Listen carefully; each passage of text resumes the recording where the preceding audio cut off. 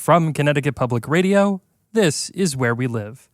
You might be wondering who I am. My name is Dylan Reyes. I'm the technical producer, and we have a real treat for you today, a reverse interview, because in the chair is the one and only Catherine Shen, host of Where We Live. Kat, thank you for joining me today. Thank you for letting me join you today. Catherine, you've been hosting Where We Live for over 2 years now, and in that time, as a listening audience, we've gotten a lot of glimpses at your personality. And now that you're really truly comfy in the host position, our team decided that it was time to give our audience more opportunities to get to know you.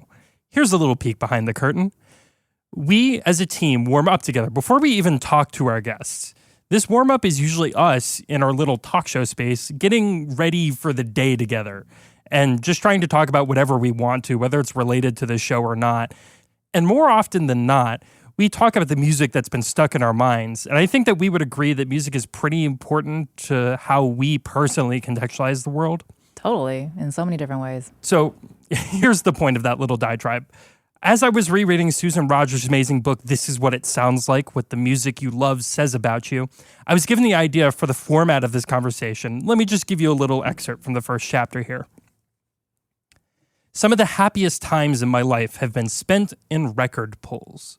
A record pull is when a group of friends or colleagues get together and play music for one another. As a rule, you must choose records that are personally meaningful to you. It can be a great performance or eye-opening lyric, a record you associate with a significant time in your life, or even the record you want to dance to at your wedding. One of the happiest outcomes of a record pull is the opportunity to discover something new about the way your companions think and feel. Gaining insight into a friend's musical taste can be an intimate experience that reveals how they see themselves in relation to the world, the value of aesthetic experiences in their lives, or who they want to be when they grow up, or who they wanted to be. It's not merely a pollmate's choice of songs that is revealing, but their explanation of why a record matters so much to them. Good record pulls feature as much storytelling as music. And so that's what we're going to do today. You've chosen some songs. Mm-hmm. I'll pick some songs to respond to you with. And I want to give you the opportunity to do some storytelling about your own life. So here's your first pick. What's up, boys? So what do you guys want to do today? Dude, you want to Crush them all? Yes. Okay.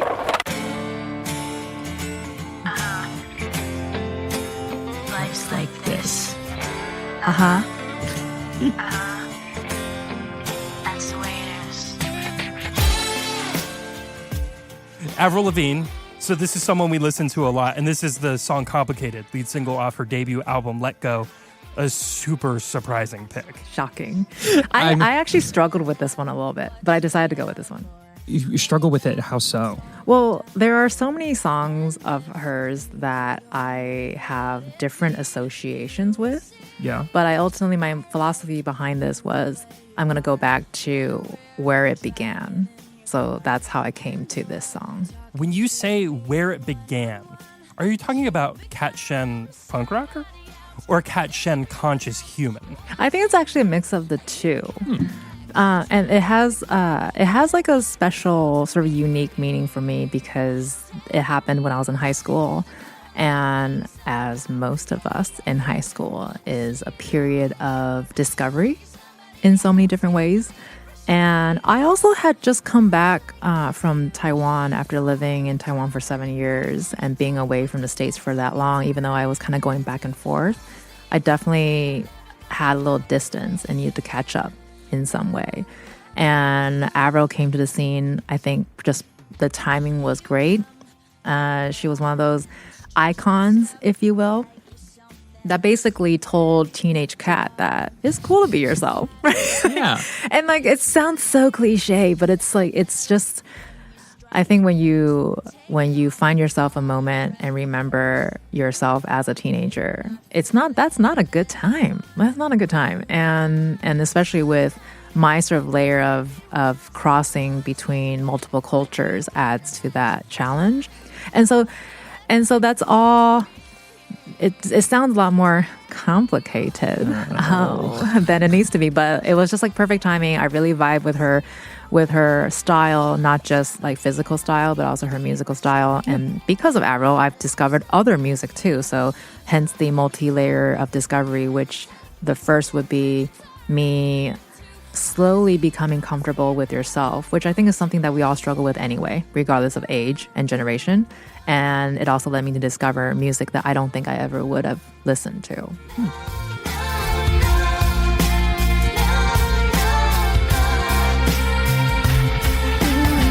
Chill out, what you yelling for?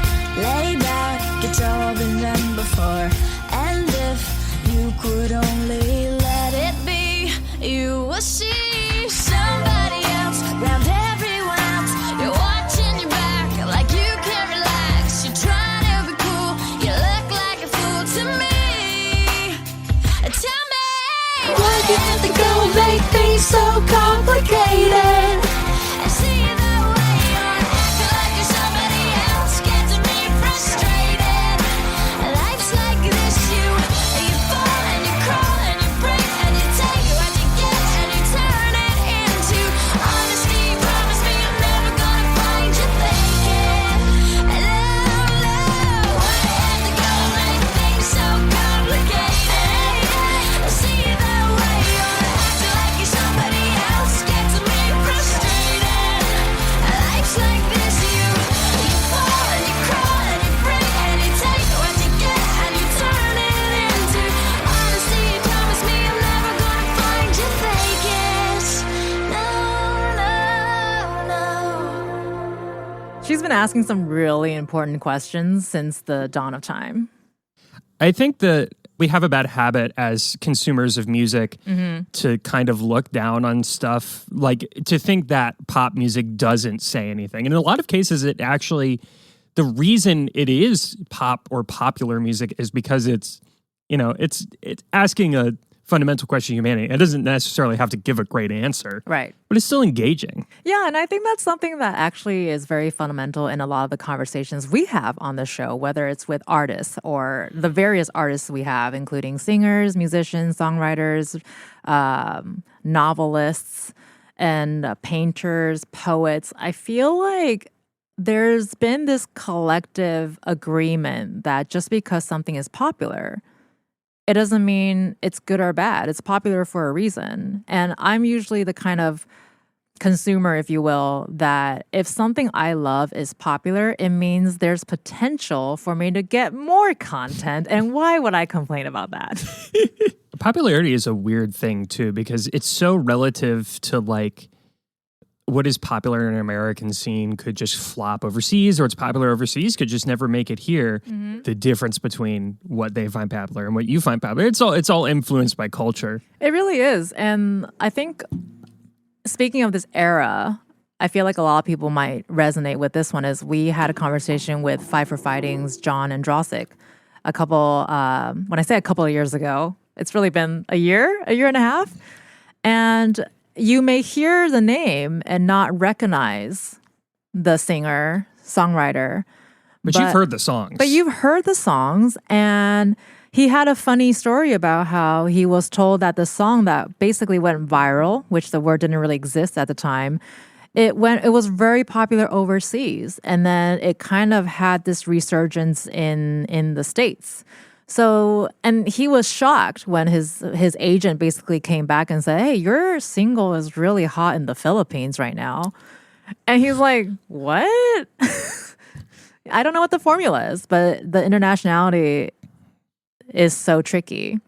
Okay, so based on that point, and then based off the song you picked, I have two different options. Are you down to hear two? Yeah, I'm down to hear too. Okay, good. So the first one is based off your punkish, emo-ish, Pac Sun Zoomies wearing personality. This is the title track off Peach Pit's 2024 album Magpie.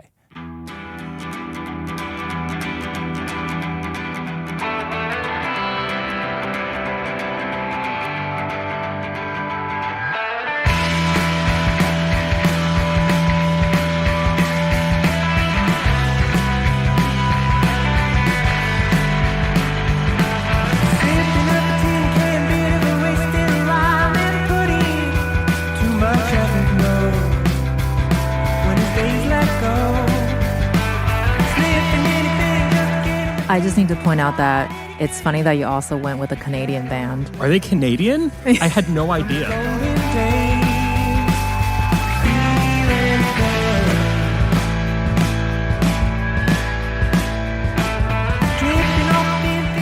So you're a few years in now. Mm-hmm. I assume that as a host, you kind of have a sense of what intrigues you in a show. And especially because in a show like Where We Live, it's almost like you have to be a mile wide and a quarter inch deep on like everything. And a lot of NPR shows are like that because you're doing this daily. You're having to cover such a wide range of topics. What do you think is the through line there of like what intrigues you? What do you look for in a show that you're really going to have fun with?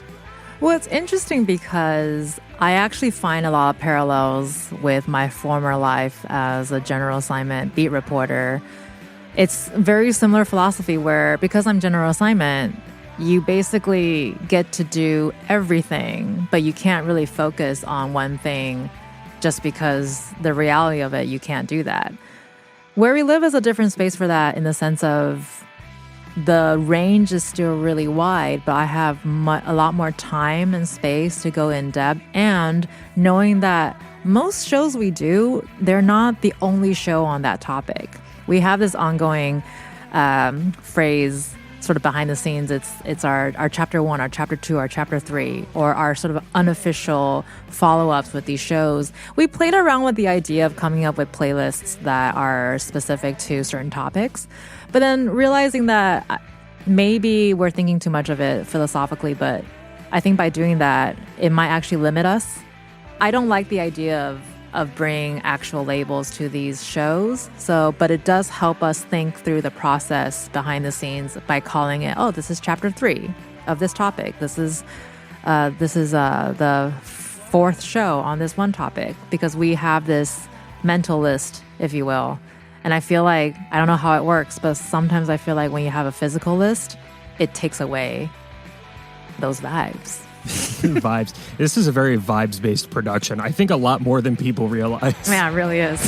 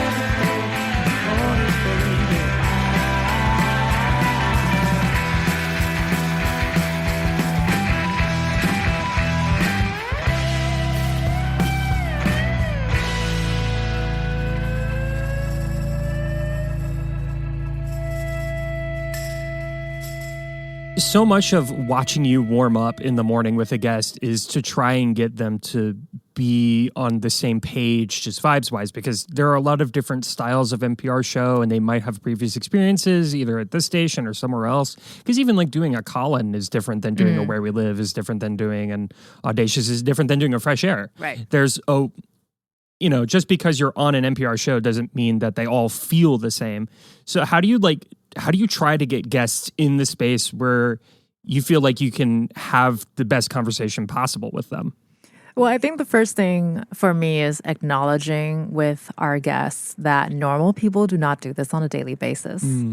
And it's okay to make mistakes. And I also think we are now in this generation of journalism, if you will, that I don't know if we're looking for the perfect way to talk on air anymore. I think we really moved away from that. I want to say maybe the last decade or even 2 decades or so. I mean, when I first realized I wanted to become a journalist, I thought at the time that there's a very specific way I needed to talk and speak for people to take me seriously. And I think we've kind of moved away from that. And anecdotally, talking to colleagues, I feel like we all agree with that. We want to hear real voices, if you will. We want to hear the different accents, the different backgrounds, and the different cultures from someone's voice. I don't know if there's really such a thing as, I mean, we kind of, I think we describe it as sort of that West Coast TV anchor voice that we all are very familiar with. Yeah.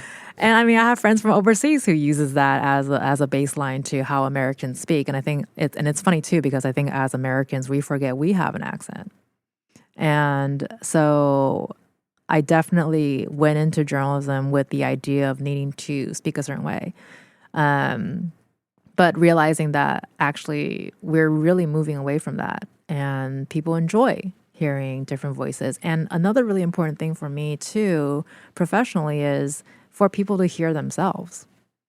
So this actually kind of ties in perfectly to my next pick. It's a song we've bonded over a lot this year.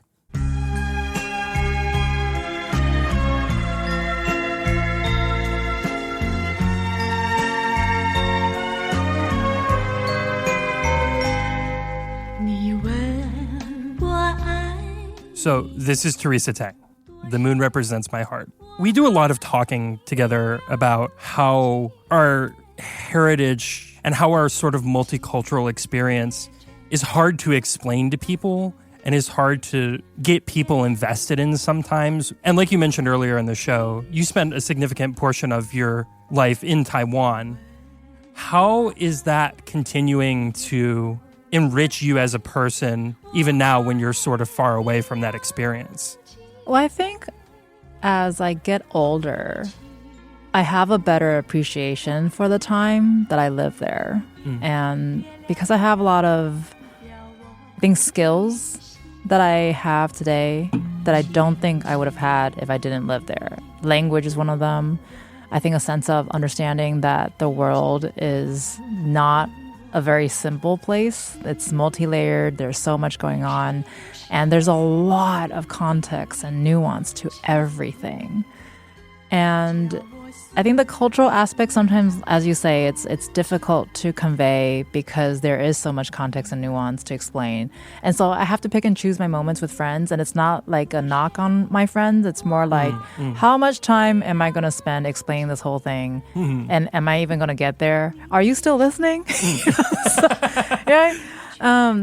But I have had experience fairly recently that I've encountered friends, including yourself, that I don't have to explain. I know we're both starting to cry right now, but that I realize I don't have to explain too much for you to understand where I'm coming from. And this song, can I talk about the song? Absolutely. So this song is hysterical because what listeners need to know is this is a voice that I think every person on the Asian continent has heard at some point in their lives. That's what I found out when I started sharing this song with people, and everyone was like, oh my God. And the first person was you. And that's exactly how I reacted. So Dylan was like, do you know who Teresa Teng is? And because I know the singer in her Chinese name. And so, but when I saw the name, when I saw the last name, I was pretty sure I knew who you were referring to. So I immediately Googled it, saw her name, and was like, yeah, I know who she was. And I can't tell you like the song titles or whatever, because when I was exposed to her, I was very, very small. But it's just one of those, it was just one of those voices that you instantly would recognize. And it just takes you back to certain moments. And I've been trying to think what would be an equivalent in like sort of the Western music canon. I think Julie Andrews comes to mind just in terms of like the older era. And so it was quite a shock to the system when Dylan asked me who Teresa Teng was. All right, your pick. It's gonna be a vibe change. You know what? I'm here for it. So it's Uprising by Muse. Oh, yes.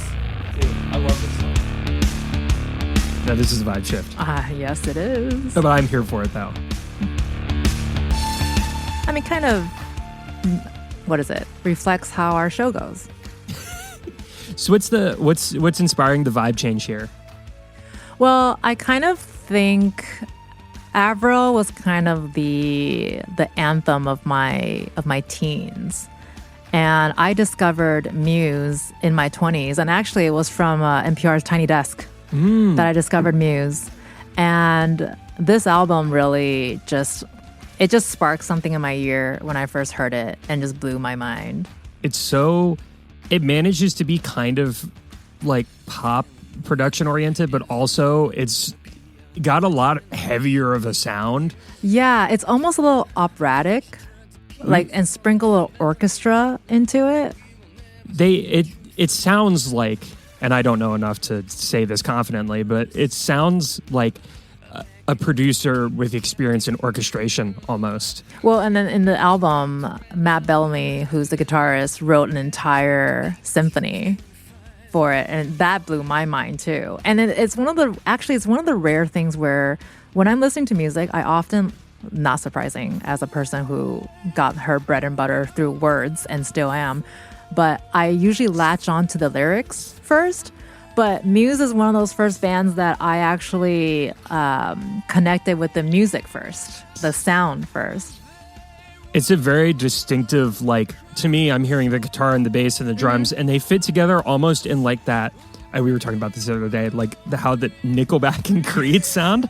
Yeah. They just have this really heavy, compressed, brutal low to low mid end. And it feels like a block of sound. Right. But then they leave so much space in the high end to be able to have all the, have the hook guitar, and it's just so fun. It's so much fun. It is so much fun, and it's one of those songs that I think blends a lot of genres. And Muse is also a band that I think they like to explore space a lot, like the literal outer space. And then so I think it's a little they're kind of alt rock, but it's like space rock. You throw a little glam, and I also get some industrial in it. It's a different kind of shower song.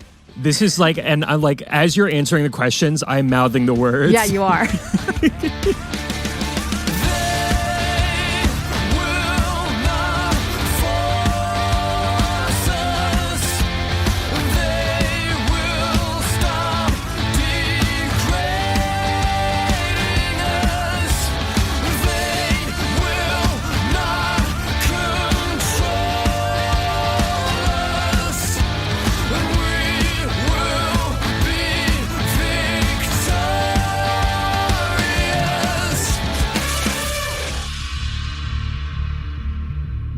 It's just so epic.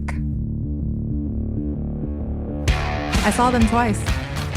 Here or in one of my actually favorite musical memories, was going to my first Muse concert with a bunch of friends. And this was in Vegas. And it was just a good time. And the anticipation leading up to them playing their first song, not knowing what they were going to play, but it was Uprising. And so the song that we're listening to right now, it was just so mind-blowing. Ear-blowing? Mind-blowing. Ear-blowing. Both of them. Yes. Were blown.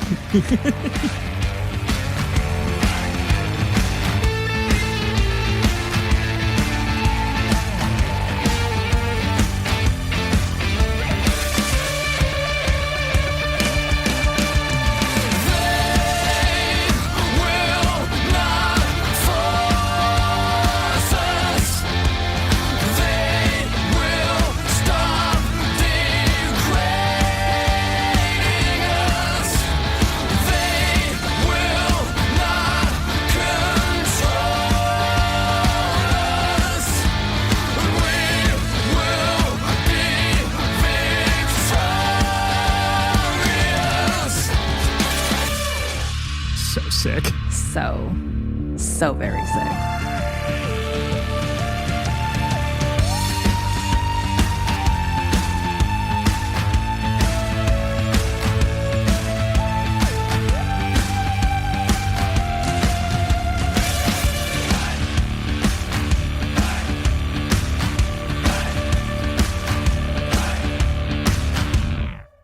So excited to see what you're picking next. I'm because I had a plan and that just completely destroyed it. So now, classic. So now I have to. Well, that's the story of life in live radio, right? Where you have this plan, something happens, you're like, LOL, that's not happening. So now what? You know what? Okay, here's what's going to happen. We're going to take a quick break. We'll be back with more Cat Shen after this, and hopefully I can think of a song here. We'll be right back.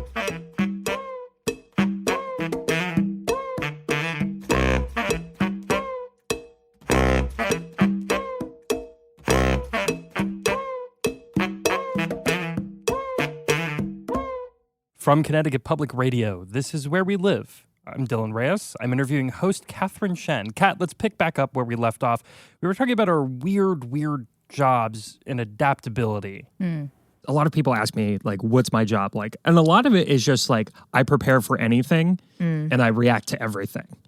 You know what I mean? Because we go in with a very defined plan of like, this is what this show is going to look like and sound like. And sometimes from the first like jump, or from the jump, it's just like completely different. Well, and I think you had shared with me before, which I think it's really fun and kind of cool in the sense of like, because you actively think about what music to put into our shows, obviously depending on the topic, but then oftentimes you have this idea of what you wanted to start the show with, but then we will have our hey chat girl boss conversation right before we go on air, and then you're like, I don't think I'm going to go with that anymore.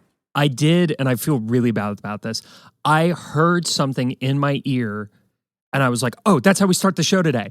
And then I told you like 10 seconds before we went live, and I was like, oh, I should have thought about this a little sooner. Yeah, but that's fine. Yeah, even then, it's like the fun of being able to react and do it live. Like, how do you balance being this like authoritative, almost and comforting voice to guide a radio show or to guide an interview? How do you balance that with being the like friend having a cup of coffee? That's a great question. And I'm not saying that as a way to slowly figure out how to answer that. Well, let me play the song. This is Ganja Smuggling by the Expendables.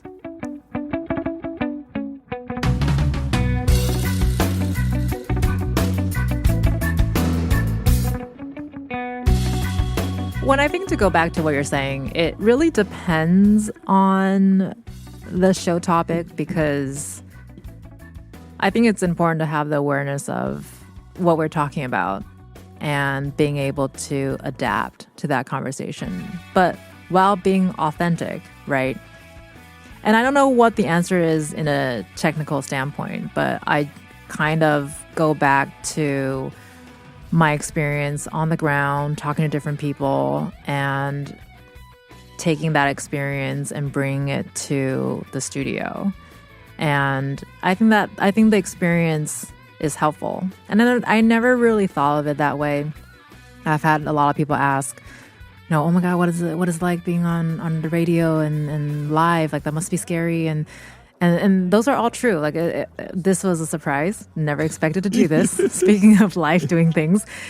But I have slowly recognized that me being on the ground as a beat reporter for so long, I was, I think, about 12, 13 years at least before I came to Connecticut Public. And all of that really culminated to this moment without me realizing it.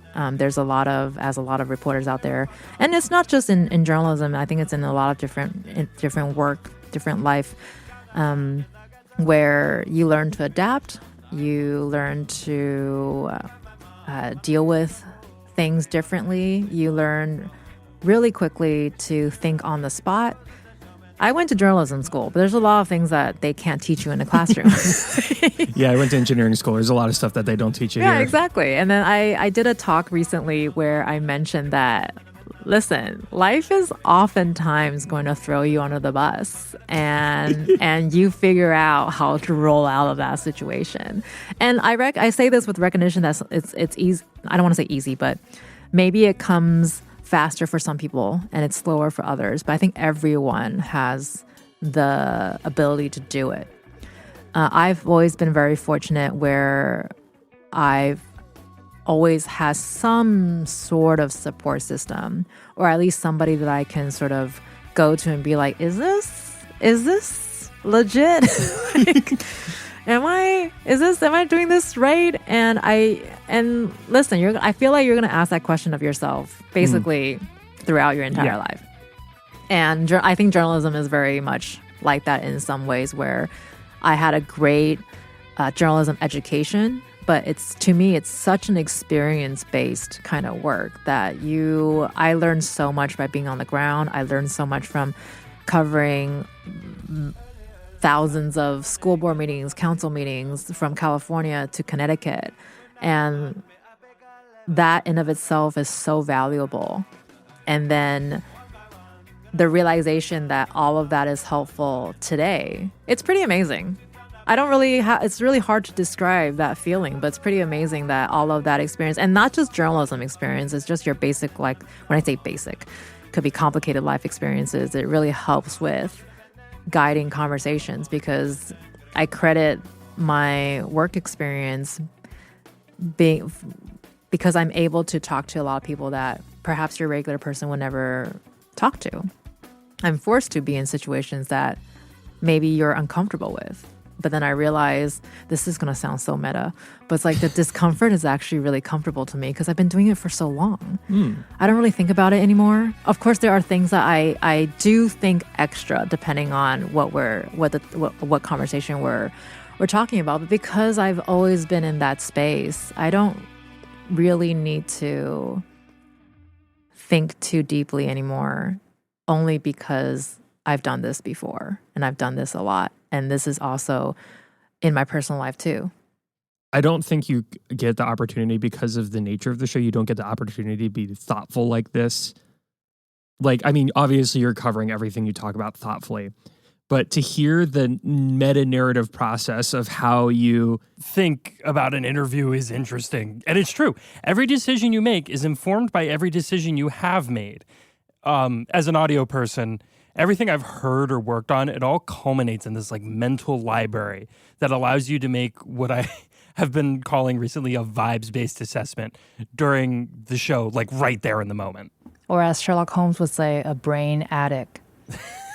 Your little filing cabinet. Well, I think that's the perfect summary in terms of it's not just you, it's not just me. I think it's almost everyone in terms of their experiences. I think it's easy to forget that. I think there's no such thing as a wasted experience. I have a lot of younger students who might be interested in journalism, but they're not able to get in immediately. I certainly did not get into journalism immediately. There were so many things going on at the time that I really had to sort of like elbow my way in, but I didn't have anyone to tell me how to do that. And so I always tell them, like, listen, say yes to all of the job offers. Yeah. Say yes to all the projects. It may seem like there's no relations, but I promise you in some way it's going to relate to each other. And I think, of course, now I look back, that's the beauty of being able to be open to opportunities that you may feel like has no relations to what you want to do, but it helps you at the end. So as I was thinking about how to do this interview, I specifically wanted to avoid, like, what's your favorite questions? Not that those are bad questions, but like I'm aware that as a media personality, they're kind of, they're frustrating because you take this concept of a thing like a favorite and you accidentally freeze it in time, and now everyone thinks that that's your opinion forever, as if it can't change. And what people miss about those questions is exactly what you're talking about. They don't get that a person like you, who views life as a cumulative experience, for you there's a depth and an intention and an answer to a question like that. And you're able to bring this cumulative experience to the show in a way that's very uniquely engaging for me. I'm so glad someone thinks that way. We joke professional yapper, but it's hard because you not only have to like empathize, but you have to be able to hold a conversation with so many people from so many different walks of life. And I know you've told me previously that your favorite type of story to cover is about the human. And even though we may be entirely different, we still have the common denominator of we're all human. So yeah, as you get more life experiences and as you say yes to things, which by the way was how I ended up here, I took a producing internship. This is a fun fact. I don't think I've ever told people this publicly before. Ooh, breaking news. I took this producing internship. Katie Tolarski brought me on. She did a phone interview. I had like forgotten about. She kind of cold called me. And through the course of the phone conversation, I read the internship was posted as radio and storytelling and radio production. Wait, hold on. But you picked up the phone though. Yes. Oh, when we did our Gen Z show a while back, Colin was like, thank you to our intern Frankie and Dylan, who is kind of 22, but also kind of 70, so he doesn't count. It's okay. Colin thinks I'm 67, so. I think Colin just thinks he just kind of is skewed by his age to judging how old people are. But like, I had no idea what I was getting into. I thought I was getting into like an editing and production internship, because production in my world meant like being a PA or being a stagehand and not producing a show. And doing all of the things. So I spent 5 months like figuring it out just because I said yes, and now I'm here. So it's, always say yes. That's funny because don't always say yes, but like... Right. Pick and choose your moments to say yes, but be open to the idea of saying yes to things that you may want to say no to, but maybe think about it. Yeah. A little adventure. Yeah. Yeah, I didn't know what I was getting myself into, really. You joined as a beat reporter. I did. I joined as an education reporter, but going back to way back when, I just had this idea that I wanted to be a reporter. And it was so simple. It was so simple. You just wanted to be Lois Lane. I just wanted to be Lois Lane, and she was so cool. She's still my favorite hero and all that. But yeah, I really, I had a good idea of what I wanted to do. But of course, I think it's always a lot more complicated than you think it is, but also not at the same time. Yeah. But I just can't believe that so many years later that I can still do this. It's pretty amazing, and it's such an honor and a privilege to be able to do that. All right, it's been a while since we played any music, so let's hear some on our way out of this segment. I'm talking to Catherine Shen, host of Where We Live, and we'll have her last choice of song right after the break. Don't go anywhere. I'm a goofy goober. You're a goofy goober. We're all goofy goobers. Goofy, goofy, goober, goober. Put your toys away. Well, all I gotta say when you tell me not to play, I say no way. No way, no, no, no, no way. I'm a kid, you say. When you say I'm a kid, I say it again. And then I say thank you very much. So if you're thinking that you'd like to be like me, go ahead, try. The kid inside will set you free. I'm a goofy goober.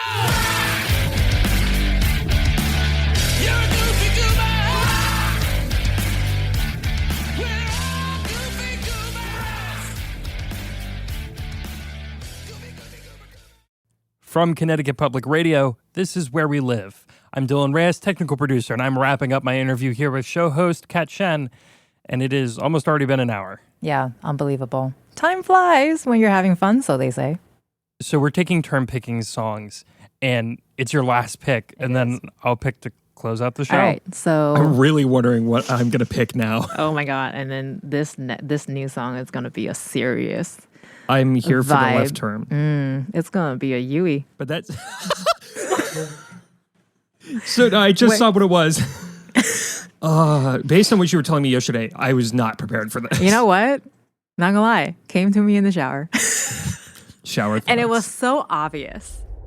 It was so obvious.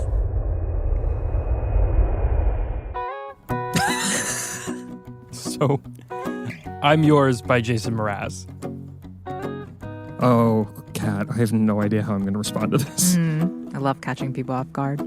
Well, you done me, and you bet I felt it. I tried to beat you, but you're so hot that I melted. I fell right through the cracks.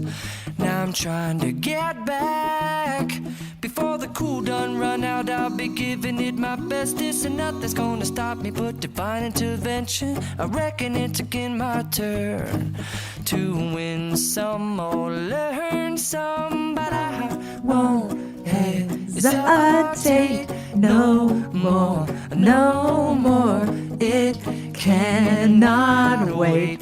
I'm yours.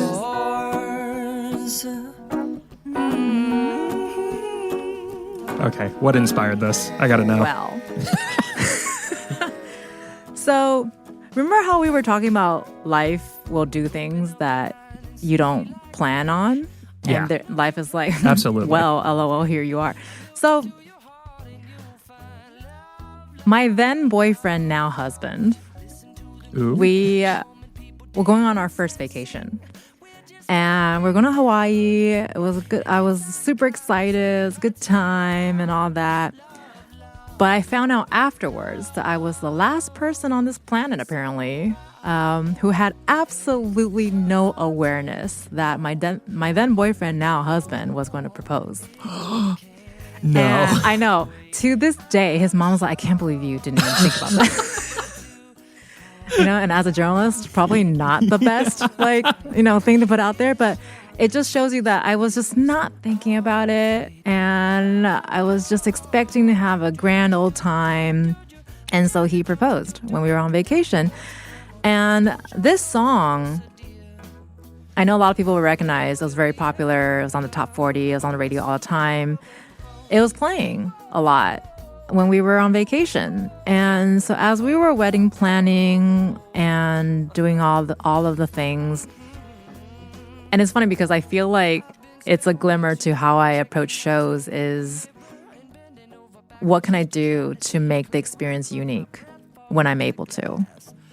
And as we were planning our wedding, I had this idea and I was like, I don't know. Should I do it? Should I not do it? I talked to some friends, very covertly and stuff. Basically, I wanted to sing him a song. Oh. But I'm not a singer. I'm not a musician. I would disagree with that. And I was just thinking, and I had these grand ideas of what kind of songs that I want to do. And then it's one of those obvious things where I'm like, well, this song was playing the whole time we were on vacation. And a little caveat is my husband's music taste is very, very specific. Yeah. So this would not be on his radar at all. And I thought it would be really sweet to catch him off guard in this way. And so I secretly planned for this to happen. And he had no idea that it was going to happen during our wedding. And actually, about 3 people knew it was happening. So it was pretty under sweet. wraps. It was pretty sweet, let me tell you. And so I did it for our wedding. It was really fun. And it was just cool to me. I mean, obviously there's a very particular reason why I chose this song and have all these really fond memories with it. But it was just cool because it was a popular song, but I was able to sort of make it personal and make it unique for myself. And so now, it's funny, I'll hear my mom tell me every time she hears the song, she thinks of our wedding. I have friends that tell me the same way. So I'm like, thanks, Jason. Thanks, Jason Mraz. But yeah, it was just a really fun moment. And it's just one of those things that I'm really glad that I was able to do. And nobody knew about it. Nobody knew. Nobody knew. I want to land the plane. And that story is that story is so adorable. And so Catherine. How much of Cat Shen is in every show? How are you able to be authentic when you're talking for 3 hours a week, every week?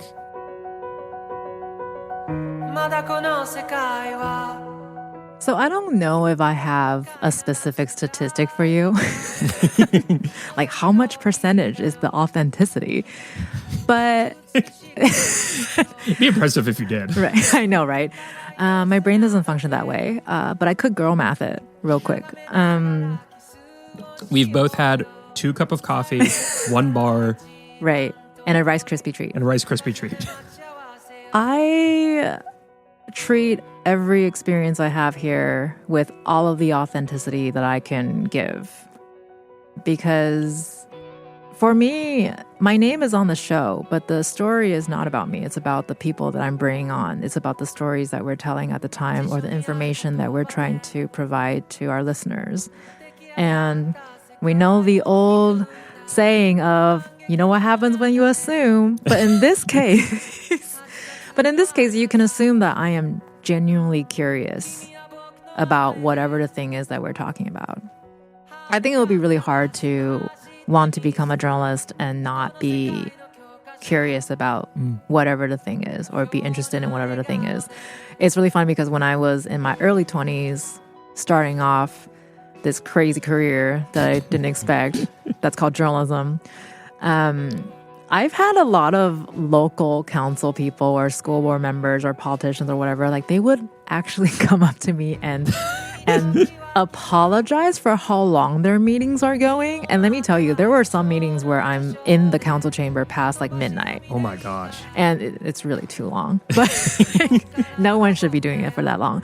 But I had one person come up to me in particular. It was really funny because he was like, oh, this must be so boring. Like, I'm so sorry we're taking such a long time. And listen, yeah, it wasn't that interesting in some ways. but I say that, but ultimately, in general, it is interesting because I had no idea how a city functioned. I learned so much by sitting in those meetings. And yes, the items may not be exciting per se or like in the classic sexy way, but every single thing was interesting to me because I had no idea how it worked.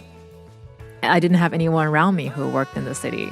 So to me, whether it's an agricultural board review or a school board review, or going off following a committee to work on a dam somewhere in the valley, which yes, I have done, or I covered a lot of crime when I started my career too.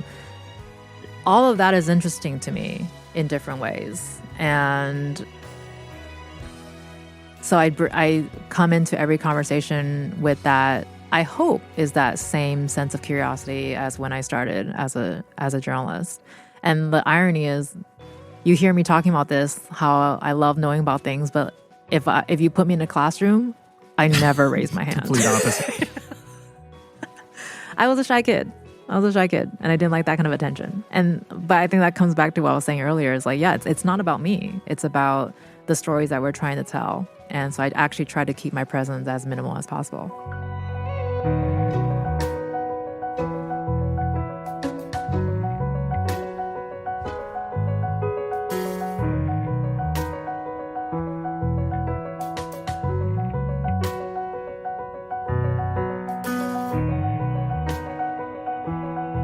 I wanted to close with something that had like that orchestral but also rock thing you were talking about with Muse.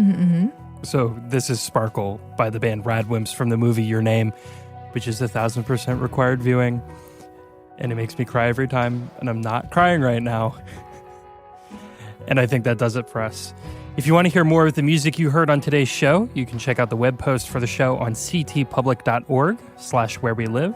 Got something you want us to ask Kat next time? Email us at wherewelive@ctpublic.org. A huge thanks to Patrick Scahill and Tess Terrible for helping produce. And I'm technical producer Dylan Reyes. Kat, thanks so much for joining me today. Dylan, this is amazing. Thank you.